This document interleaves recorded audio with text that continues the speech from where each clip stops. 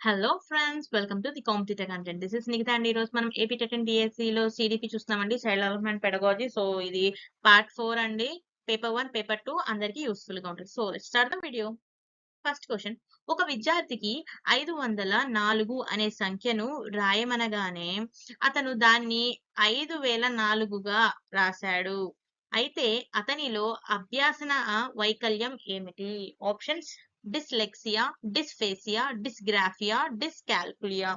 The right answer వచ్చేసరికి option 4 అండి. డిస్కాల్కులియా is the right answer. Next question, ఒక పిల్లవాడు నీ వీడియో గేమ్ నాకు ఆడుకోవడానికి ఇస్తే నువ్వు రాయడానికి పెన్ను ఇస్తాను అని అన్నాడు.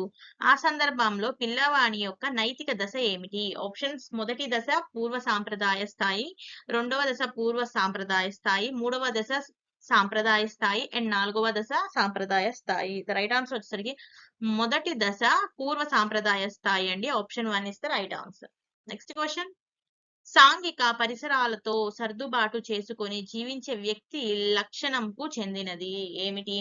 ఆప్షన్స్: సంబంధం బాంధవ్యాలను కలిగి ఉండుట, ఆచార్య వ్యవహారాలను పాటించుట, స్వీయ భావనను కలిగి ఉండుట, సమాజం పట్ల తన బాధ్యతను నెరవేర్చుట. ద రైట్ ఆన్సర్ వచ్చేసరికి మనకి ఆప్షన్ 3 అవుతుందండి. స్వీయ భావనను కలిగి ఉండుట ఇస్ ద రైట్ ఆన్సర్. సంసర్గ క్రీడ ఏ దశ సాంఘిక వికాసానికి చెందినది? ఆప్షన్: శైశవ దశ, పూర్వ బాల్య దశ, యవ్వనారంభ దశ అండ్ ఉత్తర బాల్య దశ. ద రైట్ ఆన్సర్ వచ్చేసరికి అండి మనకి ఇక్కడ ఆప్షన్ 2 పూర్వ బాల్య దశ. Option 2 is right answer. Next question, Kameswara Rao అనే ఉపాధ్యాయుడు సైకాలజీని అద్భుతంగా బోధించగలడు, కానీ ఆంగ్లమును బోధించడం రాదు. ఇది కింది వాణిలో ఒక భావనను వివరించుటకు సరైనది. సో ఒక సబ్జెక్ట్ వచ్చు, ఒకటి రాదు. సో ఒకసారి ఆప్షన్స్ చూసుకుందాం.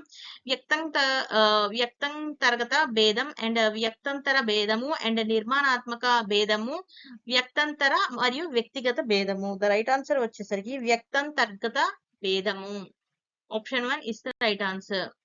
నెక్స్ట్ క్వశ్చన్, థార్న్డైక్ ప్రతిపాదించిన ఏ ప్రజ్ఞ సామర్థ్యాన్ని నిష్పాదన పరీక్షల ద్వారా మాపనం చేయవచ్చు? ఆప్షన్స్ చూసుకుందామండి ఒకసారి. సాంఘిక ప్రజ్ఞ, మూర్త ప్రజ్ఞ, అమూర్త ప్రజ్ఞ అండ్ ప్రాదేశిక ప్రజ్ఞ.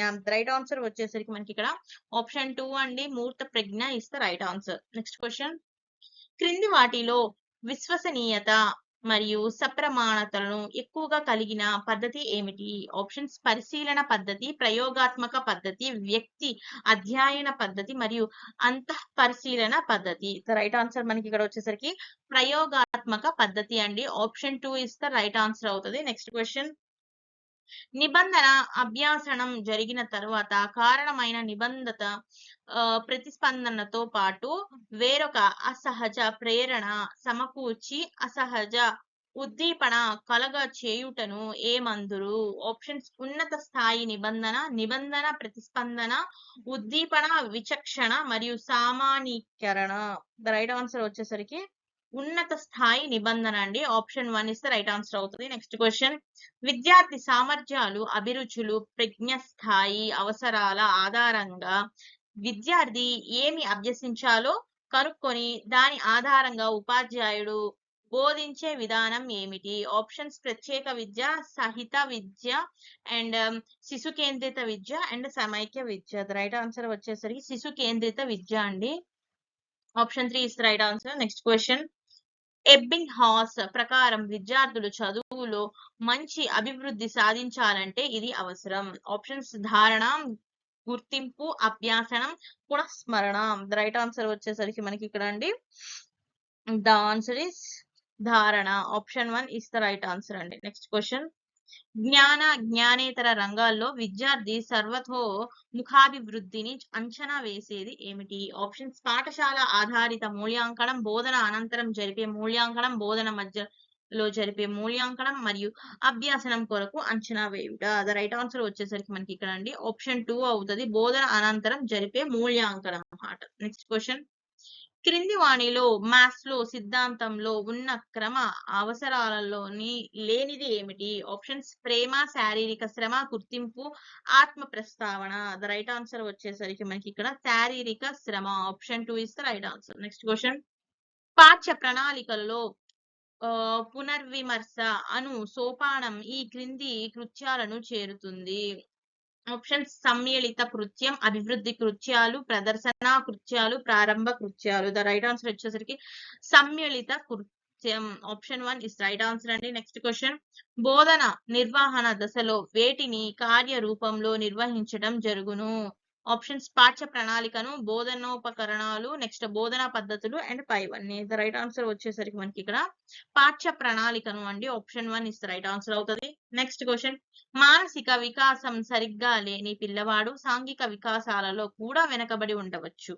ఈ నియమాన్ని తెలిపే వికాస సూత్రం ఏమిటి? ఏ సూత్రం అండి? ఆప్షన్స్ వికాసం సంచితమైంది, వివిధ వికాసాలు పరస్పర సంబంధంగా కొనసాగుతాయి, వికాసాన్ని ప్రాగు కీర్తీకరించవచ్చు, వికాసం ఒక ఖచ్చితమైన దిశగా సాగుతుంది. మనకి ఇక్కడ రైట్ ఆన్సర్ వచ్చేసరికి అండి ఆప్షన్ 2 అవుతుంది. సో వివిధ వికాసాలు పరస్పర సంబంధంగా కొనసాగుతాయండి. సో నెక్స్ట్ క్వశ్చన్ చూసుకుందాం. కింది వాణిలో విద్యా హక్కు చట్టము 2009 ప్రకారము సరికాని అంశము ఏమిటి? ఆప్షన్స్ పిల్లవాడికి వాడి వయస్సుకు తగిన తరగతిలో ప్రవేశం కల్పించుట, ఏ పిల్లవాడికి జన్మ ధృవపత్రం బదిలీ పత్రం లేదని పాఠశాలలో ప్రవేశమును నిరాకరించకూడదు, బాలలందరికీ 6 నుంచి 14 సంవత్సరాలు ఉచిత నిర్బంధ విద్య హక్కు, ఎలిమెంటరీ విద్య పూర్తి చేయుటకు ముందు పిల్లవాడు బోర్డు పరీక్షల్లో పాసు అవ్వాలి. రైట్ ఆన్సర్ వచ్చేసరికి మనకి అండి ఎలిమెంటరీ విద్య పూర్తి చేయుటకు ముందు పిల్లవాడు బోర్డు పరీక్షల్లో పాస్ అవ్వాలి. Option 4 is the right answer అవుతుందండి. సో ఇదేమిటండి? విద్యా హక్కు చట్టం 2009 ప్రకారం సరికాని అంశం మాట, మిగిలిన అన్ని రైట్ మాట అండి. ఓకేనా? So option 4 is the right answer. Next, బోధించే విషయాలను అర్థవంతమైన భాగాలుగా విడగొట్టి బోధించాలి అని తెలుపు నియమము ఏమిటి? ఆప్షన్స్ పాక్షిక చర్య నియమము, ప్రేరణ కారక నియమము, కాల వ్యవధి నియమము మరియు ఫలిత నియమం.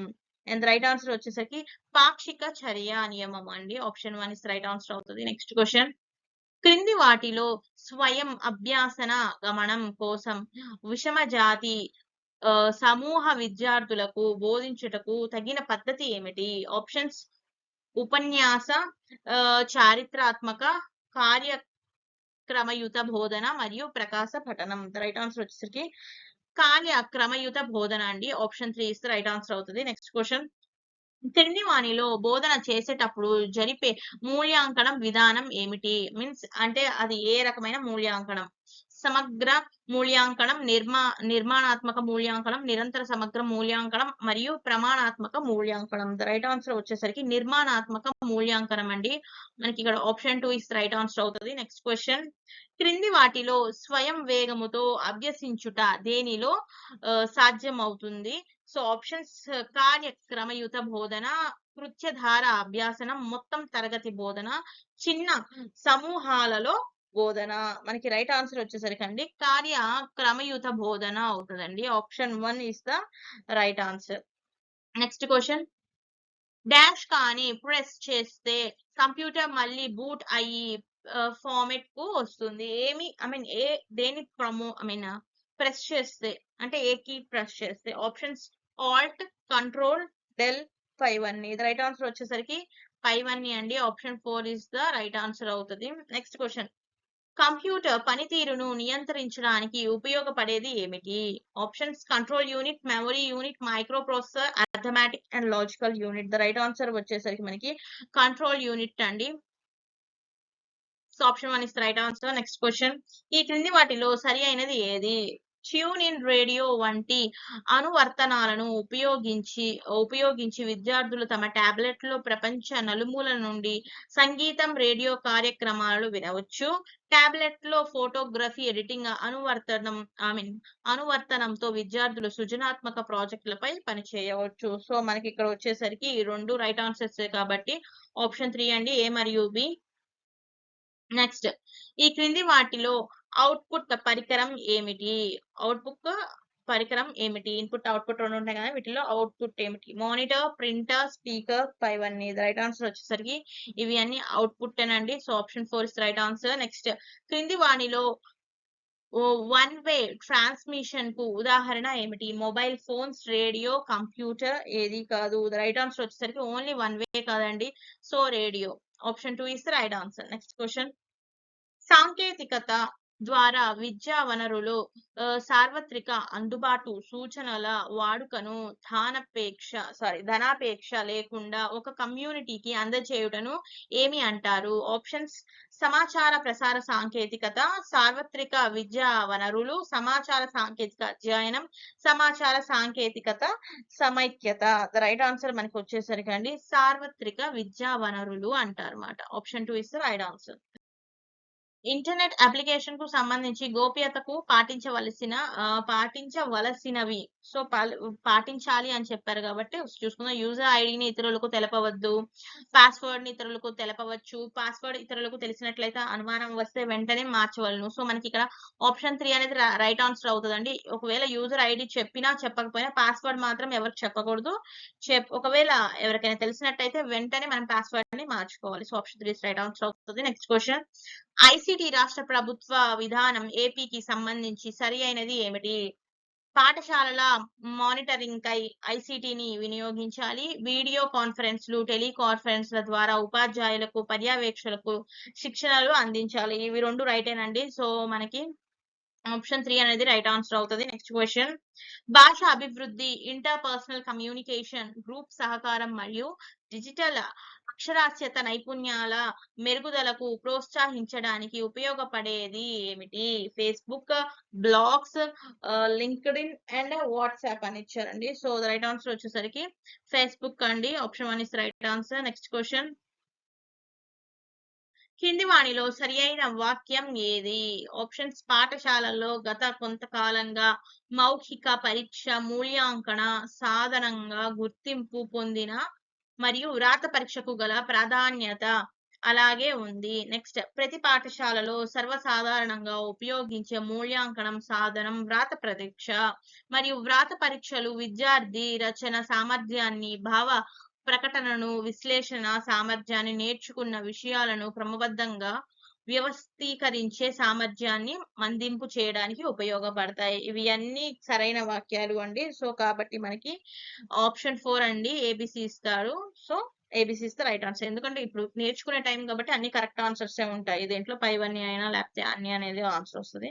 సో ఈరోజు ఈ సెక్షన్ అనేది కంప్లీట్ అయిందండి. సో నెక్స్ట్ సెక్షన్ తో మళ్ళీ వస్తాను. సో ఈ మై కంటెంట్ కనుక నచ్చినట్టయితే లైక్ చేసి సబ్స్క్రైబ్ చేయండి. ఇంకా మీ ఫ్రెండ్స్ ఎవరైనా ఏపీ టెట్ అండ్ డిఎస్సి కి ప్రిపేర్ అవుతున్నట్టే ఈ సెషన్ కూడా వాళ్ళకి షేర్ చేయండి. Thank you for watching. Bye.